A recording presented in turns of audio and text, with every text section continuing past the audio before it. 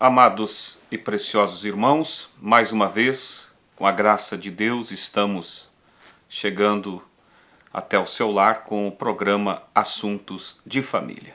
Que Deus os abençoe, que a presença amável do Espírito Santo esteja no coração de cada um de vocês. Nós vamos, nessa oportunidade, dar continuidade ao tema do programa anterior, e vamos falar sobre o tema com o título Qual a vontade está sendo feita? No programa anterior nós falamos sobre a responsabilidade para que haja vitória no casal é dos dois, e que é necessário que estejam com os corações cheios, com a presença de Deus na vida, para poder transmitir então aquilo de bom que tem para o outro, não preocupando-se em ser servido, mas em servir. E que isso é o plano de Deus, que nós viva uns para os outros. E quando se trata do companheiro, da companheira, muito mais ainda, né? Quando vocês escolheram viver junto e andar juntos. E hoje, falando sobre qual a vontade está sendo feita, nós vamos abordar mais esse assunto quando algumas vezes alguém começa, ao invés de dedicar-se em ser uma bênção na vida do seu companheiro, da sua companheira, começa a tentar pôr a sua vontade para que ela prevaleça. E aí vem a pergunta: qual é a vontade que está sendo feita? Que Deus nos ajude e que você possa meditar nesse programa para ver qual a vontade está prevalecendo no seu casamento. A escritura que nós vamos ler está em 1 Coríntios, capítulo 10, versículo 24. Assim nos diz a palavra do Senhor: ninguém busque o proveito próprio, antes cada um o que é de outrem. Amém? Ou seja, não esteja batalhando para que a sua vontade, o seu proveito venha a ser a preeminência, mas esteja com essa convicção no seu coração em fazer a vontade do outro. E quando o casal encara essa caminhada a dois, nessa forma, só tem tudo para dar certo. Porque ele preocupa-se em compreender ela, e ela, por sua vez, está preocupada em compreendê-lo. E só vai resultar em bênçãos. Mas quando começa uma competição entre os dois, alguém se coloca sobre, vamos dizer, um altar para ser adorado, ser venerado.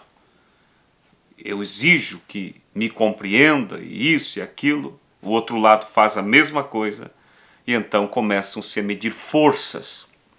Esse não é o casamento que um cristão, isso na verdade não é o casamento que ninguém gostaria de ter. Mas nós vemos, amados irmãos, que no namoro e até mesmo no início do casamento, sempre existe aquela preocupação no casal. Qual preocupação? Aquela preocupação em fazer a vontade do outro. E isso é algo bom, algo bonito, que deveria, além de ser mantido, ser ampliado na caminhada. Porque ao lutar para fazer a vontade do seu próximo, ambos saem ganhando. Ambos, eu digo, quando o casal ainda estão sem filhos ao seu redor. Mas quando a família cresce, aí mais ainda vai sair ganhando, mais pessoas vão sair ganhando, né? E o casamento a cada dia vai solidificar, florescer, frutificar, quando existe essa luta, esse esforço de agradar ao outro. Como a Bíblia diz, né? Para nós memorizar bem, ninguém busque o proveito próprio, antes cada um o que é de outrem.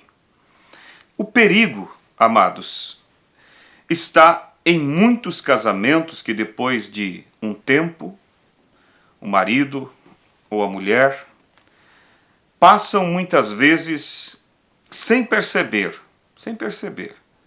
fazer valer a sua própria vontade na vida conjugal. Aí está o grande perigo. Às vezes sem perceber e às vezes até percebendo, né? E começam depois de um período ali de vida vivida juntos, começa a tentar fazer prevalecer a sua própria vontade. Muitas vezes isso acaba surgindo quando, a respeito de um determinado assunto, às vezes isoladamente ali surge uma divergência, e ao invés deste homem, desta mulher, passar a dialogar sobre isso, então, há uma divergência, vamos dialogar, vamos conversar, vamos orar, ao invés de dialogar, orar sobre o assunto, a fim de buscar qual é a vontade do Senhor nisso, então. Porque, como eu disse no programa anterior, apesar de tudo, somos cristãos. Então, o objetivo de ambos é o mesmo. E sabemos nós que em tudo na vida, Deus tem a sua vontade. Então, se surge uma divergência no casamento, em determinada escolha, ao invés de impor a sua decisão, pare, conversem, olhem um para o outro e diga, olha, em primeiro lugar, nós somos cristãos. Nós sabemos que há um Deus acima de tudo, que vê além do que nós podemos ver e que tem sempre para todas as coisas a sua vontade. Aí a pessoa que tem aquele propósito e está havendo divergência do outro, diz, olha, eu acho que esse meu plano é algo que deve ser levado adiante. Mas vamos então conversar o que é que você tem a dizer, o porquê que não concorda. Vamos colocar isso em oração. Vamos primeiramente ver se isso não contraria, porque parte desse princípio. O profeta ensina assim, quando você tem algo e você quer saber se aquilo é a vontade de Deus, se aquilo é correto para se fazer ou não, o profeta diz, primeiro você tem que analisar se aquilo não diverge com as Escrituras. Se aquele é um plano que não diverge com as Escrituras, você já tem um ponto a favor. Segundo, disse o profeta, você tem que saber se esse sentimento que veio, são 3 pontos. Primeiro, ver se não diverge com a palavra. Segundo, ver se esse teu plano, disse o profeta, não é influência de outros. Você olha e diz, bem, não, isso aqui é algo que não diverge com a palavra e não estou tentando fazer isso simplesmente porque outros me influenciaram. Mas isso está em meu coração. Às vezes parte, é claro, de uma sugestão de alguém, mas aquilo você vê, não é só porque me falou, isso realmente está aqui. Então não diverge com as Escrituras, não é uma atitude somente por causa de influências de outros, você já tem 2 pontos a favor. Aí o profeta diz, então, se não diverge com as Escrituras, e você tem certeza que isso está em teu coração, não é só porque outros falaram ou influência alheia. O profeta diz, o terceiro ponto é que Deus vai fazer com que tudo contribua para que aconteça. Se é a vontade de Deus, se está em teu coração, a terceira coisa é que as coisas vão se encaminhar para que dê certo. Então, como cristão, porque como eu disse, começa essa luta por impor e ser compreendido Eu disse, no início do casamento, no namoro, havia-se uma preocupação em agradar o outro. E o perigo está, como eu disse, que no casamento, às vezes, de um tempo, aquele marido começa a impor a sua vontade, aquela mulher começa a impor a sua vontade, e isso parte, estou repetindo para memorizar, em muitas vezes, quando determinado assunto surge e existe uma divergência do outro lado. E aí então a pessoa passa a impor a sua decisão. E ali acabam abrindo a porta para o inimigo. Ao invés de você impor a sua decisão, como eu disse, parta para o diálogo. Colocando perante um ao outro, primeiro essa questão, somos cristãos. Se esse meu propósito não está te agradando, vamos primeiro ver o que Deus pensa disso. Vamos orar. Porque um reino dividido, disse Jesus, não pode prosperar. Um casal que um puxa para um lado e o outro puxa para o outro, nunca vai dar certo, vai arrebentar. Seja financeiramente, seja emocionalmente na vida do casal, ou espiritualmente, vai romper. Então, quando parte para uma divergência, diálogo, oração, chama Deus à cena. E aí você pense, você que quem sabe tem tido esse tipo de casamento, existe essa situação e você luta para impor, para ingerir a sua vontade. Lembra do tema, qual é a vontade que está sendo feita? Eu disse, quando parte de uma divergência e a pessoa impõe então o seu ponto de vista, abre porta para o diabo. E aí vem a pergunta que eu fiz, qual a vontade está sendo feita? Quem sabe não está sendo feita nem a sua, nem de sua esposa, mas de um terceiro ali. E esse terceiro é o diabo, que acaba tendo lucro e a vontade dele sendo colocada naquele casamento. Discórdia, o amor vai perdendo brilho, e assim, discussões vão surgindo, brigas e até separações acabam brotando em razão de pequenos deslizes. Em Efésios capítulo 4, versículo 31, olha o que diz. Isso aqui jamais deveria fazer parte de um casamento, de uma família cristã. Esse tipo de atitude aqui, ó. Toda amargura, e ira, e cólera, e gritaria, e blasfêmia, e toda malícia seja tirada dentro de vós. Toda desconfiança. Ah, ele quer fazer isso porque isso, aquilo, outro. Olha, o querer de ambos deve ser um querer mútuo. Para o bem geral, para o bem comum.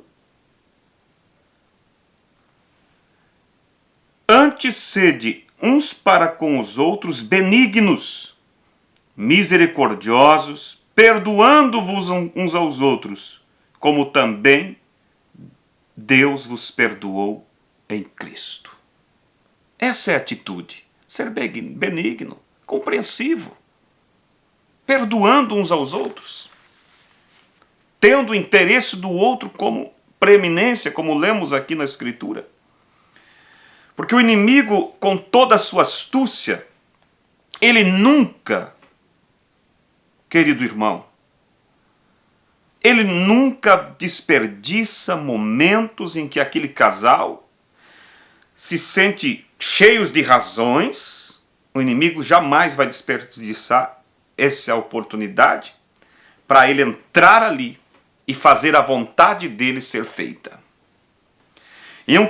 Em ocasiões assim, aonde começa essas intrigas, essas discussões, homem e a mulher ficam sempre vulneráveis à manipulação maligna. O Espírito Santo se entristece, se afasta e o inimigo se põe. E aquele casal se põe vulnerável. E quando eles param, acordam para a realidade, eles olham e dizem, nós estávamos lutando para que a nossa vontade, cada um individualmente, queria que a vontade deles fosse feita. E aí eles olham e dizem, e qual é a vontade que acabou sendo feita? A vontade do inimigo. A vontade do inimigo. Não percebem que estão sendo roubados. Roubados no respeito, roubados no amor e até mesmo roubados no temor de Deus. Por tentar ingerir a sua vontade. Porque foi contrariado, porque foi contrariada. E aí então parte para a divergência. Ao invés de partir para o diálogo, para a oração, para saber, então ambos saber qual é a vontade de Deus. E sendo cristão, se ela está divergindo de um sentimento correto que Deus tem colocado através daquele homem, sendo cristão, logo o Espírito Santo vai chamar a atenção para que ela veja que este é o caminho, isso é para ser feito. Eu me lembro agora, me vem à memória, quando o nosso profeta estava passando, ele e a esposa, problemas no lar. Rebeca estava um tanto revoltada e ela estava fazendo curso de música e logo começou a se inspirar em músicas de rock. E a irmã Meda estava nervosa com isso, e quando o irmão Branda chegou, ela estava realmente, tinha perdido a paciência e disse, Billy, tu tem que bater nela. Você tem que bater. O profeta tinha o discernimento. Ela já era uma moça, já era uma questão de espírito. A Bíblia diz, não retira a vara do teu filho, mas tudo tem um tempo. Depois que eles crescem, aquele rapaz já está barbado. Você vai bater, aquilo vai revoltar mais aquele espírito. E outra, espíritos não se tira com força natural. Força espiritual se vence com outra força espiritual. Ao dizer isso, eu não estou dizendo que devemos nos acovardar perante o problema e aceitar, não. Mas é combater com a arma certa. E o irmão Branda tentando mostrar para a irmã que era uma questão de espírito. Cinta não ia solucionar o problema. E ela, não, mas é minha filha e tal, eu não aceito isso. O profeta diz, mas também é minha filha. E depois de muito conversar, o profeta olhou e disse, Meda, há pessoas que atravessam o mar para falar comigo 5 minutos e ouvir o meu parecer. Eu já faz 30 minutos que estou falando contigo e você não entende. Aí ele disse, querida, se a nossa filha estivesse morrendo, nós não entregaríamos a Deus? Ela disse, sim. O profeta disse, pois é, ela está morrendo espiritualmente. Aí então ela aceitou seguir o conselho do profeta. E eles oraram e confiaram aquilo a Deus. Entraram em um acordo que a maneira era uma luta espiritual contra aquele espírito. E de repente a Rebeca sai do quarto, brava, olhou, viu seus pais conversando, gritou e disse, vocês pensam que eu não vou ir? A irmã Meda olhou e com amor, com carinho, disse assim, filha, nós não estamos dizendo isso. Quando você voltar, o jantar vai estar pronto. Mas saiba, filha, que você feriu o coração do seu pai. Sabe o que ela fez? Nunca foi. O profeta diz, ela colocou a mão na maçaneta e não teve coragem de abrir. Mas se eles agora partissem para uma discussão e cada um começa a ter razões em seus pontos de vista, qual a vontade seria feita naquele casamento? Ou naquele caso da menina?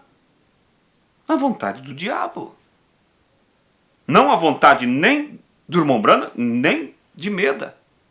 Mas o profeta, o que ele fez? Não pôs uma ingerência, uma imposição, mas dialogou, chamou Deus à cena E Deus trabalhou no outro lado, fazendo com que Armameda visse que o seu ponto de vista não estava coerente com o momento, com aquele tipo, porque para cada caso, um caso. Então veja, as pessoas não percebem quando começam a lutar para impor os seus pontos de vistas, vê que foi contrariado e ali começa, quando até então cada um vivia lutando, se esforçando para agradar o outro, mas de repente foi contrariado. E aí então, aquela birra, aquele rancor, aquele ego, eu não vou permitir que meu ponto de vista não seja aceito. Quem sabe você está certo, mas então vamos dialogar, vamos ver o que Deus também pensa nesse assunto. Mas quem sabe também você está errado, ninguém é dono da verdade. Ninguém é o dono da verdade. E não percebem aí, como disse, que o diabo está roubando no respeito, roubando no amor e até mesmo no temor de Deus, porque aí até isso vai morrendo. Sim, porque o casal vai se afastando de sua utilidade, vamos dizer, no plano divino. O marido e a esposa são levados a pensar que o seu companheiro, sua companheira, é inimigo. Por essa razão que a Bíblia sempre nos chama para que nós não permita que Satanás alcance vantagem em nós. Não é do agrado de Deus que Satanás acabe tirando vantagem em nossas vidas. Tome cuidado. Porque para alcançar vantagem sobre um casal, o inimigo instiga um dos dois a valorizar o seu próprio ego e seus pensamentos e opiniões sobre algo. Ele começa a instigar que aquilo seja valorizado, aquilo tem que ser visto, aquilo tem que ser atendido. E o diabo, conseguindo isso, ele vai levar cada um a se afundar em seus arrazoamentos e a acirrar cada vez o seu orgulho próprio. E aí a coisa vai inflamando. O que ele ou ela pensa, a vontade deles, acaba na verdade o que ele pensa, o que ela pensa, a vontade dele ou dela, acaba sendo uma mistura da vontade humana com a própria vontade do maligno. E uma vez preso por razões, acaba tornando-se nulos para a vontade de Deus. E o propósito de Deus já não consegue mais emanar, fluir daquele casamento. Pior ainda, amados, o que antes era apenas um desentendimentozinho, acaba dando lugar para trevas que predominem sobre aquela família, com palavras, agressão verbais, que jamais pensariam que algum dia aconteceria na vida deles. Que Deus tenha misericórdia, que isso não esteja acontecendo na vida de ninguém. E se porventura esse é o quadro que acaba retratando a vida de alguém, o casamento de alguém, é tempo de você, ainda há oportunidade de você parar e dizer, recapitular sua vida. Como foi o nosso princípio? Nós nos esforçávamos em agradar um ao outro? Por que passamos a essa competição entre nós? Veja se não é exatamente como eu disse. Se não foi lá atrás, em algum momento, que a sua vontade, a sua ideia foi discordada. E você se colocou simplesmente inserindo, insistindo e partiu para a batalha. E acabou misturando a sua vontade com a vontade do diabo. E aí no resultado final, nem a sua vontade prevaleceu, nem a vontade da sua esposa prevaleceu, mas a vontade do diabo. Em muitas oportunidades que eu tenho conversado com casais, aonde às vezes o clima está quente, até mesmo partindo para a separação, eu chamo eles para olharem para trás um pouco, olharem para as bases, recordarem dos propósitos, os propósitos que os fez se unirem. E eu digo, você casou para ser feliz e para fazê-la feliz. Vocês não casaram para esse tipo de vida. Você não quer isso, você também não quer isso. E aí a gente conversa para identificar o que é realmente que está ali entre meio ao propósito inicial, fundamental daquele casamento. E pela graça de Deus, tenho visto lágrimas, e eles admitindo, quer dizer, permitimos que um terceiro entrasse aqui. E se percebe que não é a vontade nem dele, nem dela que está sendo feita, mas a vontade do inimigo. Porque Deus, amados, Ele vos uniu, Ele uniu cada casal, cada um para fazer a vontade de Deus, para que a vontade de Deus prevaleça. Na oração do Pai Nosso ele diz para nós orar, venha a nós o teu reino. Ele quer reinar, ele quer dominar sobre nós.